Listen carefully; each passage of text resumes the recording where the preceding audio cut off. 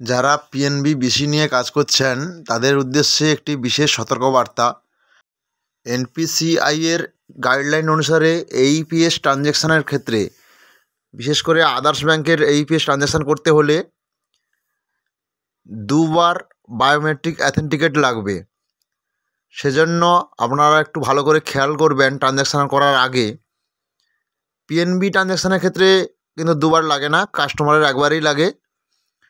তবুও এখানে বলে রাখি, পিএনবি ট্রানজ্যাকশান করার সময় 3বার যদি বায়োমেট্রিক ফেল হয়, কাস্টমারের 3বার বায়োমেট্রিক যদি ফেল হয়ে থাকে, মিসম্যাচ হয়ে থাকে, তাহলে আপনার কিন্তু পোর্টাল লগ আউট হয়ে যাবে অটোমেটিক্যালি।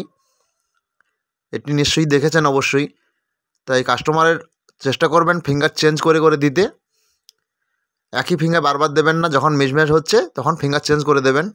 এবং একবারের বেশি দ্বিতীয়বার বায়োমেট্রিক মিসম্যাচ যদি হয়ে যায়, তৃতীয়বার আর ট্রাই করবেন না, কারণ তৃতীয়বার ট্রাই করলে আপনার পেজ লগ আউট হয়ে যাবে, আপনার কাজের ক্ষেত্রে অসুবিধা হবে, আবার আপনাকে লগ ইন করতে হবে, সেটা সময় সাপেক্ষ, আবার সময় লাগবে।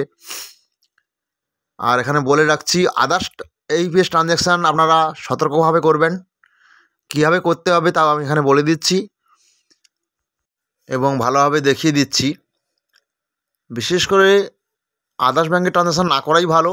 যদি করতে হয় খুব সতর্কভাবে করতে হবে, না হলে আপনার পেজ লগ আউট তো হবেই হবে এবং আইডিটা ব্লক হয়ে যাবে 24 ঘন্টার জন্য, বা অনেক দিন ব্লক থাকতেও পারে। কারণ আপনার যেদিন ব্লক হবে তারপরে যদি ছুটি পড়ে যায়, সরকারি ছুটি থাকে, সার্কেল ছুটি থাকলে বা জোনাল অফিস ছুটি থাকলে আপনার আইডি লগ ইন করানো যাবে না।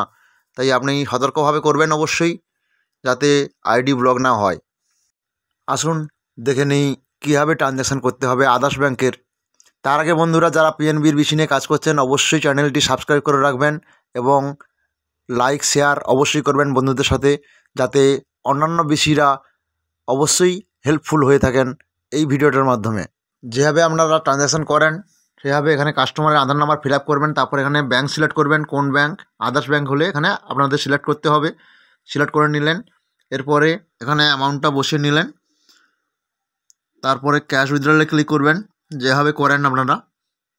এখানে দেখুন, ভালো করে লক্ষ্য রাখবেন, এখানে বিসি অ্যাথেন্টিকেশন চেয়েছে।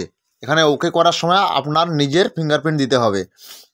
এখানে যদি আপনার ফিঙ্গারপ্রিন্ট মিসম্যাচ হয়ে যায়, 3বার যদি মিসম্যাচ হয়ে যায়, আইডি ব্লক হয়ে যাবে। এখানে দেখুন, এবার ওকে করবেন, এবার ফিঙ্গারপ্রিন্ট দেবেন। দেখুন, এবারে চেয়েছে কাস্টমারের অ্যাথেন্টিকেট, এইবারে দ্বিতীয় অপশানে এবারে কাস্টমারের ফিঙ্গারপ্রিন্ট দেবেন আর ওকে করবেন।